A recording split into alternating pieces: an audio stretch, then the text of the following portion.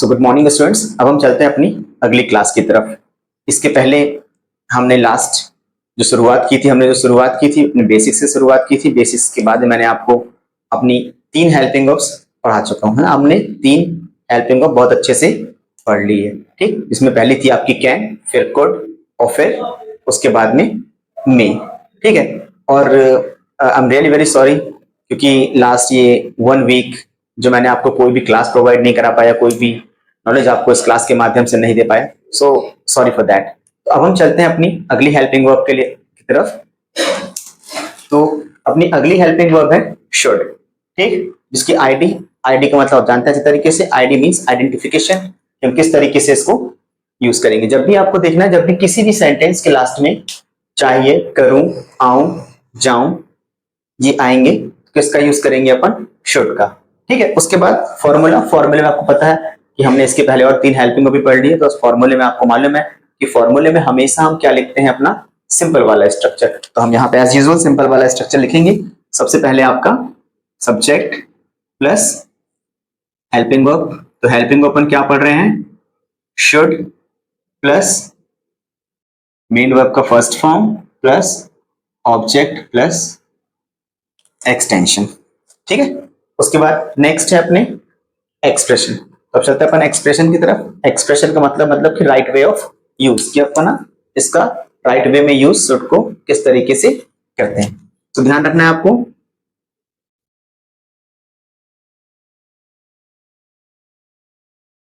For advice, जब भी बात किसकी होती है? एडवाइस की बात होती है। अब जब भी हमें किसी को शिक्षा या सलाह देना हो या किसी से भी शिक्षा या सलाह लेना हो, इन दोनों ही कंडीशंस में किसका यूज करते हैं? अपन शुड का यूज करते हैं, ठीक है। तो आपको किसका यूज करना है? शुड का। जब आप किसी को शिक्षा या सलाह दोगे या किसी शिक्षा या सलाह लोगे तो अपन किसका यूज करेंगे? शुड का। एक बार फिर से मैं आपको ये रिपीट कर देता हूँ। शुड अपनी अगली हेल्पिंग वर्ब है, जिसकी आईडी बोले तो आइडेंटिफिकेशन, पहचान। कि जब भी किसी सेंटेंस के लास्ट में आपको क्या मिले, चाहिए, करूं, आऊं, जाऊं, तो उस समय किसका यूज करेंगे अपन? किस हेल्पिंग वर्ब का यूज करेंगे? शुड का। फॉर्मूला सब्जेक्ट प्लस शुड, जो कि एक सिंपल फॉर्मूला होता है। हमेशा अपन जो फॉर्मूला होता है वो हमेशा सिंपल वाले स्ट्रक्चर को हर हमेशा क्या करते हैं? अपन फॉर्मूले में लिखते हैं। तो ये सिंपल स्ट्रक्चर है। सबसे पहले subject plus should plus main verb का first form plus object plus extension. फिर एक्सप्रेशन में बताया आपको कि एक्सप्रेशन मतलब राइट वे ऑफ यूज, के अपन इसको कहाँ यूज करेंगे। तो जब भी बात किसकी होगी? शिक्षा या सलाह लेने या शिक्षा या सलाह देने की बात होगी, तो अपन किसका यूज करेंगे? शुड का यूज करेंगे, ठीक है। तो अब हम चलते हैं बेटा, अब हम देखते हैं कुछ और एग्जाम्पल्स भी। अब मैं आपको एग्जाम्पल्स के माध्यम से ये समझाना चाहता हूं कि हम किस तरीके से शुड का यूज करते हैं। शुड के जो भी एग्जाम्पल, जो भी सेंटेंसेस हैं, हम उनको किस तरीके से अपने स्ट्रक्चर के अकॉर्डिंग ट्रांसलेट करेंगे, अपने स्ट्रक्चर के अकॉर्डिंग उनको ट्रांसलेट करेंगे। तो अब हम देखते हैं। तो आज हमने अपनी अगली हेल्पिंग वर्ब स्टडी की शुड, जिसका यूज हम करते हैं एडवाइस देने के लिए और एडवाइस लेने के लिए। लेकिन आज के समय मुझे ऐसा लगता है, कभी कभी ऐसा होता है कि हमें किसी को एडवाइस देना और किसी से एडवाइस नहीं चाहिए, क्योंकि जब हम किसी को एडवाइस देते हैं तो हो सकता है उसे हमारी एडवाइस पसंद आई हो या नहीं आई हो, या हो सकता है उसकी सोच के हिसाब से वो हमारी एडवाइस गलत हो, या हो सकता है हमारी सोच के हिसाब से वो ठीक हो लेकिन उसकी सोच के हिसाब से गलत हो। और जब हम किसी से एडवाइस लेते हैं तो भी ऐसा हो सकता है कि वो अपनी सोच के हिसाब से, अपने पॉइंट ऑफ व्यू के हिसाब से हमें एडवाइस देगा, और हम हो सकता है उस पॉइंट ऑफ व्यू को हम एग्री ना करें, एक्सेप्ट ना करें, ऐसा भी हो सकता है। तो मैं कहता हूं कि जो भी हम जो भी अपने लाइफ में करते हैं, लाइफ हमें बहुत सारी चीजें सिखाती है। जो भी हम लाइफ में करते हैं, हमें अपने डिसीजन खुद लेना चाहिए, क्योंकि जब हम एक अच्छी एज में आते हैं, हम ग्रेजुएट हो जाते हैं या हम एक अच्छी कंप्लीट मैच्योर एज में आ जाते हैं, तो हमें पता रहता है कि हमें क्या चीज करना चाहिए, क्या चीज नहीं करना चाहिए, क्या हमारे लिए बेनिफिशियल होगा, क्या हमारे लिए हार्मफुल होगा। तो हमें सब चीजें दिखती है, हमारी आंखों से हमें सब चीजें दिखती हैं कि क्या करने से हमारा फायदा है, क्या करने से हमारा नुकसान है। हम कुछ भी बोल दें, कितना ये बोल दें कि हमें ये परेशानी थी, ऐसी परेशानी थी, वैसी परेशानी थी, लेकिन परेशानी आने से पहले आपको सब चीजें दिखती है कि आपने कहाँ गलतियां की और वो परेशानी आपके सामने क्यों आई। तो जब हमें अपनी आंखों के सामने सब चीजें हम देख सकते हैं, तो हमें ऐसे डिसीजन लेने चाहिए जो हमारे लिए बेनिफिशियल हो, जो हमारे लिए क्या हो, फायदेमंद हो। हम अपने खुली आंखों से कुछ भी चीजें गलत नहीं करते हैं। हम जानबूझ के छत से नीचे नहीं गिर जाते, हम जानबूझ के किसी भी गाड़ी के सामने नहीं आ जाते हैं। जो भी करते हैं अपने आंखों के सामने करते हैं, और ऐसा कोई भी काम नहीं करते जो हमें, जिससे हमें लगे कि यार हमारा नुकसान हो, क्या कभी ऐसा होता है कि आप चल रहे हो, आप अपने साइड पे चल रहे हो और आप चलते चलते किसी ऐसी गाड़ी के सामने आ गए? ऐसा कभी नहीं होगा, क्योंकि आपको मालूम है अगर मैं गाड़ी के नीचे आता हूँ, गाड़ी के सामने आता हूँ, तो वो गाड़ी मुझे क्या कर देगी? मार देगी। उस गाड़ी से मेरा एक्सीडेंट हो जाएगा, है ना। और हमको मालूम है कि अगर हमारे हमारे घर में छत है, जब हम छत से उतरेंगे तो हम डायरेक्ट ऊपर से जंप नहीं करते, हमें स्टेयर्स का सहारा लेना पड़ता है। जब हम स्टेयर्स का सहारा लेते हैं तो हम आसानी से अपने नीचे डाउन आ जाते हैं। लेकिन अगर हम डायरेक्ट कूदेंगे तो हमारा नुकसान होगा।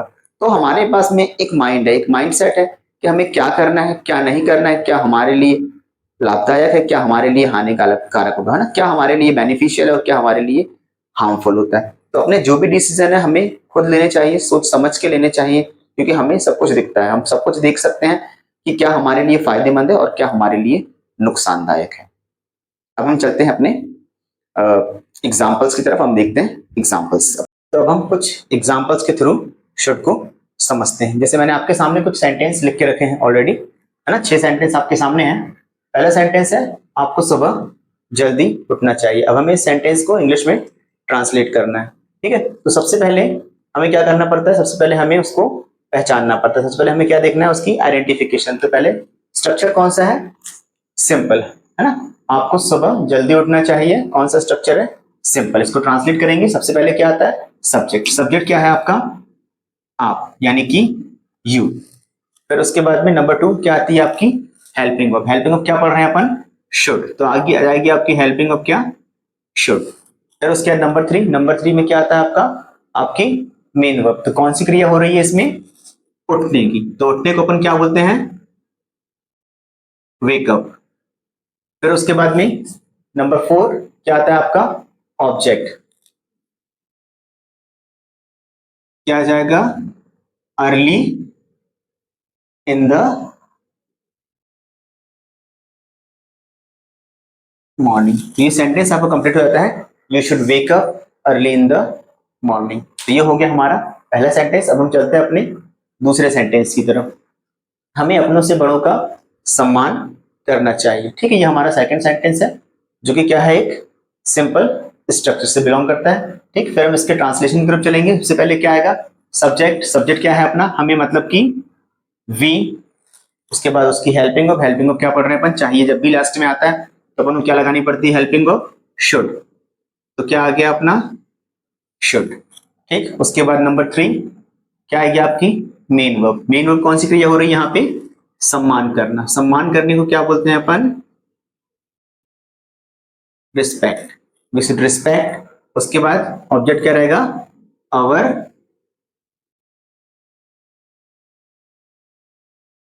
सीनियर्स। तो ये हमारा सेंटेंस पूरा कंप्लीट हो जाता है, we should respect our seniors, ठीक। अब चलते हैं अपन अपने थर्ड सेंटेंस की तरफ। जो लिखा है मैंने यहाँ पे, उसे मेहनत करना चाहिए, ठीक। अब उसे, ये भी क्या है? एक सिंपल स्ट्रक्चर है। सबसे पहले क्या आएगा? उसे, मतलब कि एक लड़के की बात हो रही है तो क्या कैसे कहते हैं अपने यहाँ पे इसको? ही।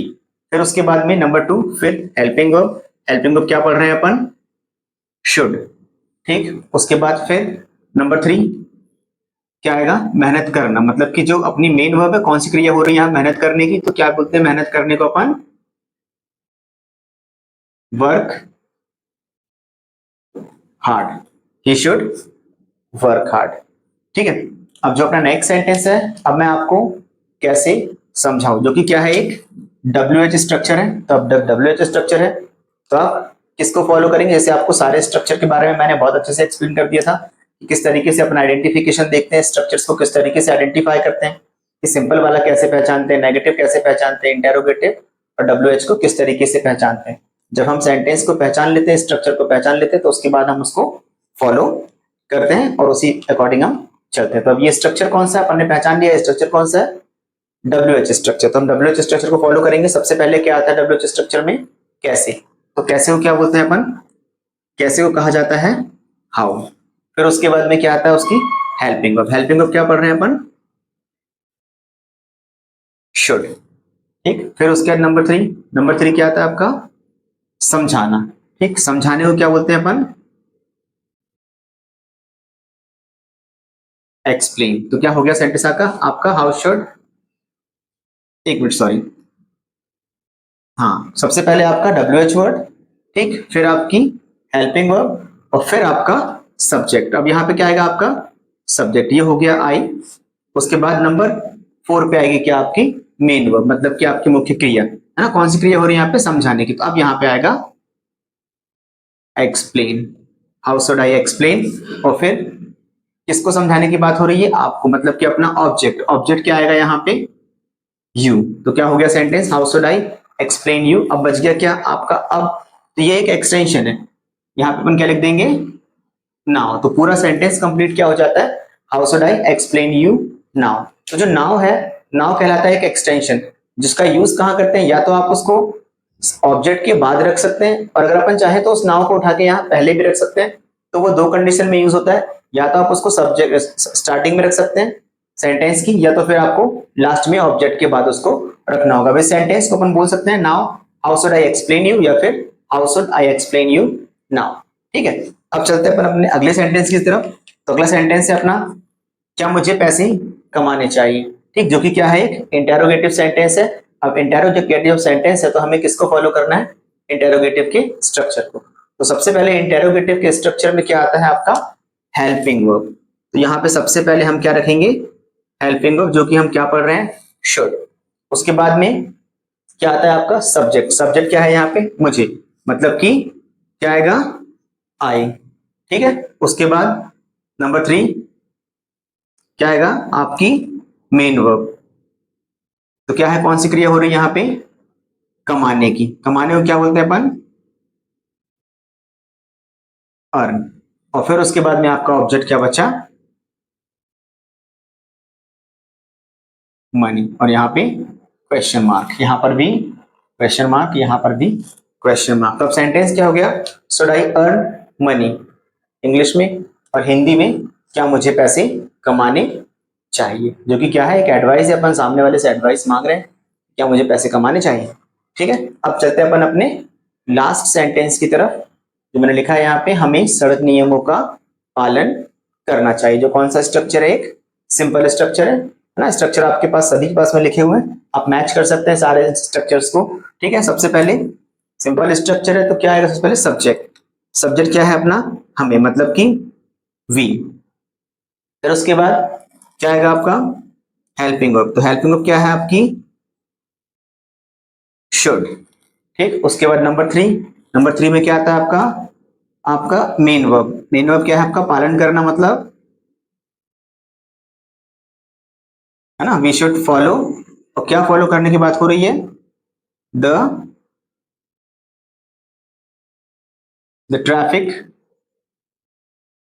Rules. We should follow the traffic rules, हमें सड़क नियमों का पालन करना चाहिए। तो ये हमने इसके सारे एग्जाम्पल देख लिए। मैंने आपके सामने सारे हिंदी सेंटेंसेस को जो शुड के थे इंग्लिश में ट्रांसलेट करके आपको बताया, और जो सारे स्ट्रक्चर्स, जो सारे सेंटेंसेस को हमने हिंदी से इंग्लिश में ट्रांसलेट किया वो हम चले किसके अकॉर्डिंग है, सिर्फ हमने क्या किया है, स्ट्रक्चर को फॉलो किया है, और हमारे सेंटेंस ऑटोमेटिक सारे ट्रांसलेट हो गए। तो बस काम हमारा सिर्फ इतना ही है कि हमें क्या करना है, सबसे पहले सेंटेंसेस को आइडेंटिफाई करना है। और मैंने सारे स्ट्रक्चर को आपको अच्छे तरीके से एक्सप्लेन कर दिया कि किस तरीके से हम आइडेंटिफाई करते हैं, और आइडेंटिफाई करने के बाद में हमें क्या करना होता है, सिर्फ उन स्ट्रक्चर्स को फॉलो करना होता है, तो हमारा जो सेंटेंस है वो ट्रांसलेट हो जाता है।